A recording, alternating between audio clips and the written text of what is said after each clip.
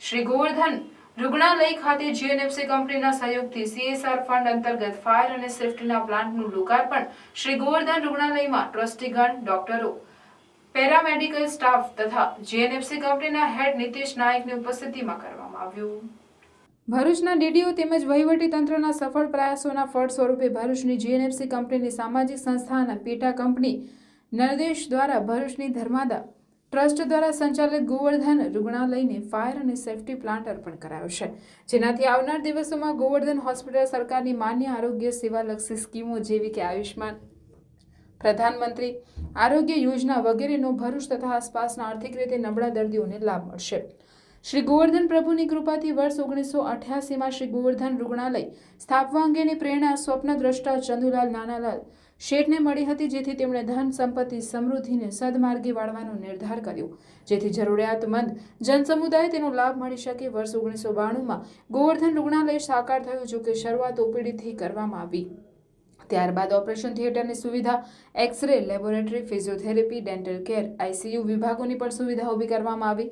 શ્રી ગોવર્ધન હોસ્પિટલમાં નિયમિત MD surgeon, physician, gynaecologist, orthopaedic, dentist, physiotherapist વગેરે નિષ્ણાંત ડોક્ટરોની સેવાઓ દર્દીઓને અદ્યતન સારવાર ખૂબ જ નજીવા દરે પ્રાપ્ત થાય તેનું સતત ધ્યાન ગોવર્ધન रुग्णालयના ટ્રસ્ટીગણ રાખે છે। આ પ્રસંગે ટ્રસ્ટીઓ તથા તબીબો અને ગણમાન્ય મહાનુભાવો તેમજ આમંત્રિતો ઉપસ્થિત રહ્યા હતા।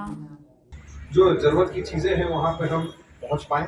उसी तरीके गोवर्धन हॉस्पिटल जो हमारे ऑफिस के ठीक नज़दीक में है, वहाँ पे भरत भाई का काफ़ी रिक्वेस्ट था कि एक फायर सेफ्टी सिस्टम नहीं है, जिसमें अभी आप न्यूज़ में आया ही होगा, होंडा बगल में ही है, उसमें भी एक्सीडेंट हुआ फायर का। अगर वो सिस्टम होता तो शायद वहाँ बच जाते, बहुत सी उनकी जो नुकसान हुई उनको बहुत सी नुकसान में मदद मिलता।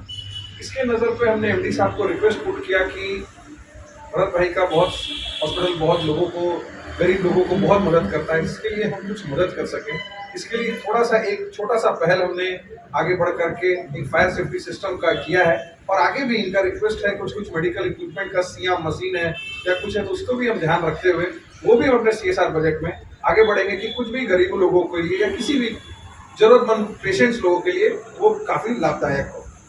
આ સંસ્થા 1988 થી કામ કરે છે અને જ્યાં અહીંયા જોવા જઈએ તો જંગલ ને એ બધું હતું, એ વખતે મારા પિતાશ્રીએ અહીંયા આ સંકુલનનું ઊભું કરેલું છે।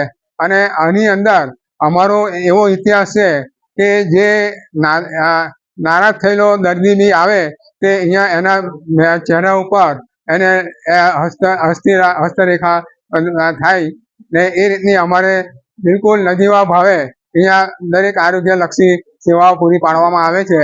અને અમારો ઉદ્દેશ્ય તો એ જ છે કે દર્દી રડતો આવે પણ એ હસતો જાય, એ રીતની અમારી ભાવના છે।